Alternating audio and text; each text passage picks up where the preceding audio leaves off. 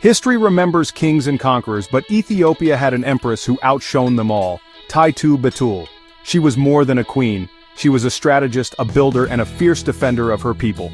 When European empires swept across Africa, Taytu stood firm, "Not my country." She faced down colonial powers with intelligence and courage, proving leadership isn't about gender, it's about vision and resolve.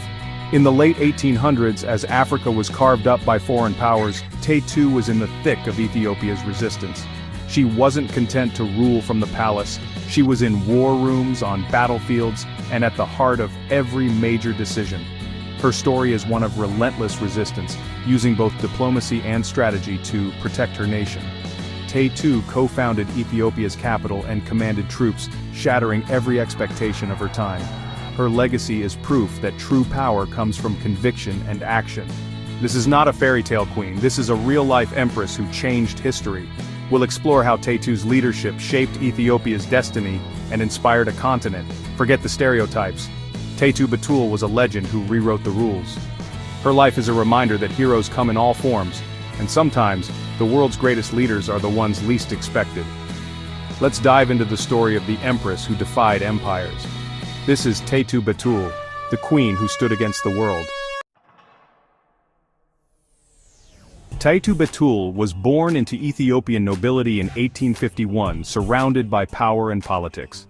Unlike most women of her era, she was highly educated, fluent in Amharic and Ge'ez, skilled in poetry and chess. Her sharp mind and strategic thinking set her apart early on.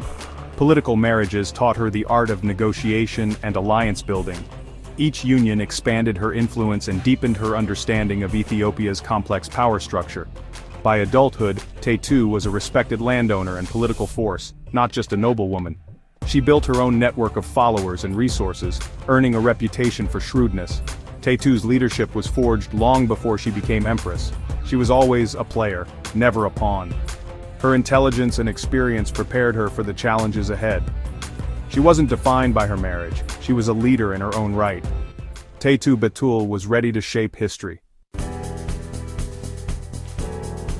In 1883, Taytu married Menelik, king of Shewa, an alliance that united Ethiopia's north and south.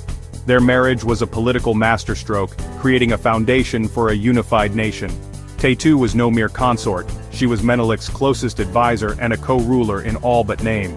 She managed her own court, commanded respect, and influenced every major decision.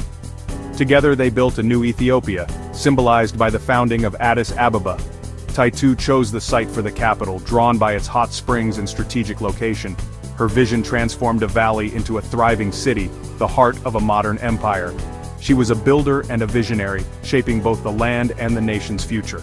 The partnership with Menelik gave her a bigger stage, but Taytu defined her own role. She was a co-architect of Ethiopia's destiny, but her greatest test was still to come. As Ethiopia grew stronger, Italy set its sights on conquest. The 1889 Treaty of Wuchale was supposed to be a friendship pact, but the Italian version secretly made Ethiopia a protectorate. Taytu saw through the deception immediately. While others hesitated, she became the voice of resistance, refusing any compromise on Ethiopia's independence. She confronted Italian envoys, dismantling their arguments and rallying the court against colonial trickery. "I do not like war," she declared, "but I would rather have war than a peace that takes away our freedom." Her unwavering stance inspired Menelik and the nobles to reject the treaty outright. This bold move drew a line in the sand. Ethiopia would not be colonized. Taytu's courage turned the tide from appeasement to defiance.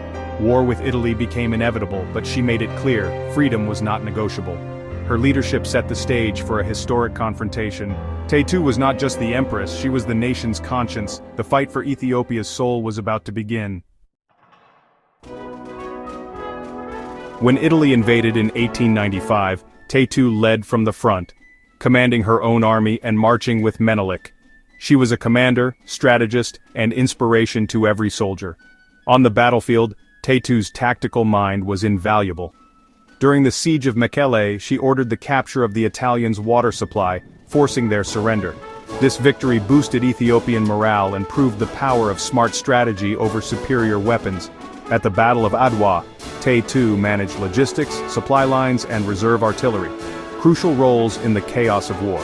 Her leadership kept the army organized and ready. She provided vital intelligence and advice, shaping the course of the battle. Taytu's presence unified the troops and showed that everyone had a stake in victory. The Ethiopians, under her and Menelik's command, achieved a stunning victory. Taytu Betul was a warrior empress. Her strategy and resolve helped secure Ethiopia's freedom. She proved that leadership is about action, not just titles. Her legacy was forged on the battlefield.